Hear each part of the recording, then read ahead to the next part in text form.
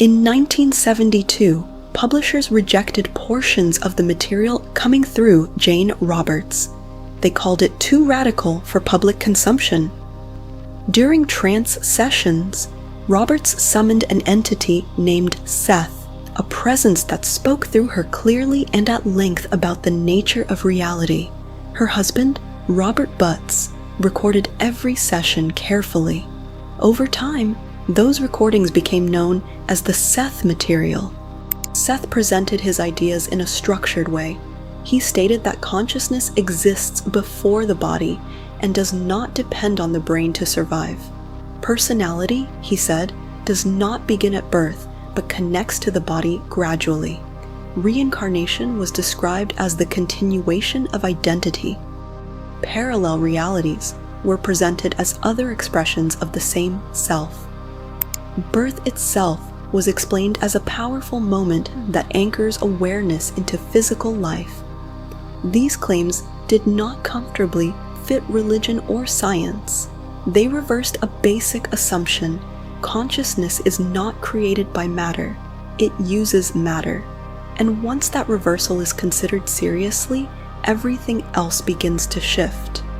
If consciousness comes first, then the body cannot be the source of identity. The body becomes the means through which identity operates. Instead of asking how the brain produces awareness, the question becomes how awareness makes use of the brain. From this position, incarnation is not a single event, it is a process.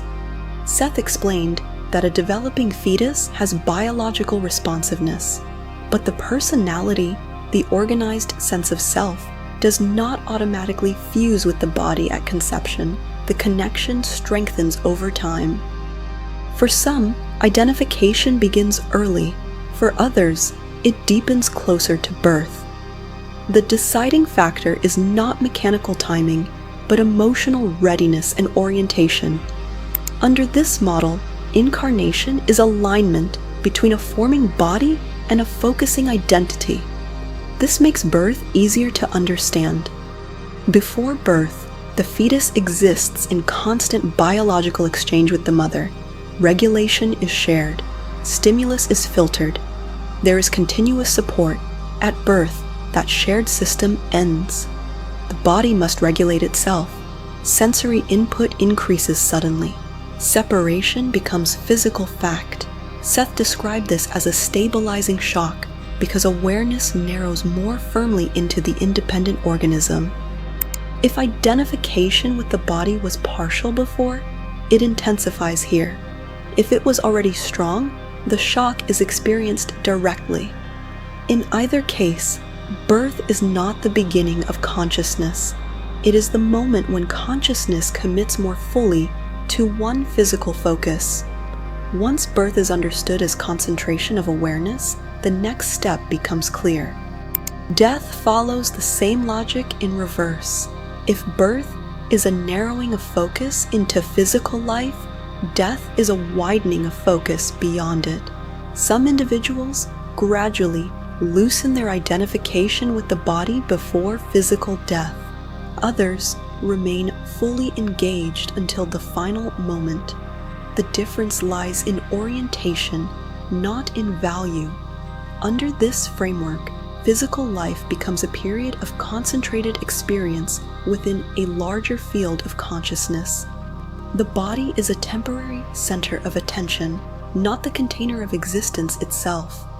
This larger field becomes especially important when we examine Seth's claims about thought and belief.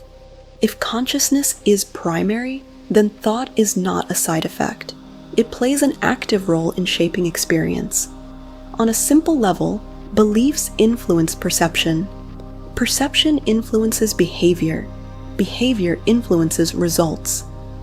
This is observable in daily life. Expectations often guide actions, and actions shape outcomes. Seth extended this idea further. He suggested that repeated patterns of belief and emotion do not only affect behavior, they help organize the circumstances in which behavior occurs. Personal beliefs contribute to personal experience. Shared beliefs contribute to collective conditions. If consciousness shapes matter, then thought is one of its tools. This leads naturally to the idea of the larger self. According to Seth, the personality you identify as me is one focused expression of a broader identity. Reincarnation in this view is not a straight line of one life following another. It is a network of related expressions exploring different situations.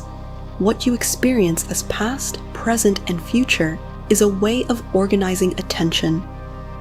Awareness is tuned to one stream of events, but other expressions of identity can exist outside that stream. This does not reduce the importance of your current life. It places it within a wider context. You are not limited to a single chapter. You are one active expression within a larger continuity. That larger continuity also changes how we understand the body itself. If identity precedes physical life, then the body is not random. Genetics provide structure, but the expression of that structure reflects deeper patterns of orientation and intention, strengths, tendencies, sensitivities, and even certain challenges correspond to the personality inhabiting the form. The body becomes a developed environment, shaped from within as much as inherited from outside. This does not deny biology, it reframes it. Instead of being a fixed prison, the body becomes a dynamic expression of consciousness. Its condition reflects ongoing patterns of thought, emotion, and focus over time. When these elements are placed together, the structure becomes consistent. Consciousness precedes matter. Identity precedes birth. Birth concentrates awareness. Death releases it. Thought participates in shaping experience. The self extends beyond a single lifetime. The body expresses the self rather than producing it. The material that publishers once rejected did not rely on mystery or emotion. It presented a system, and that system relocates the center of identity. If consciousness truly comes first, then you are not a temporary byproduct of chemical activity. You are a focused participant within a larger field of awareness. The question is no longer whether reality shapes you. The question becomes how much you are involved in shaping reality and how consciously you are doing it.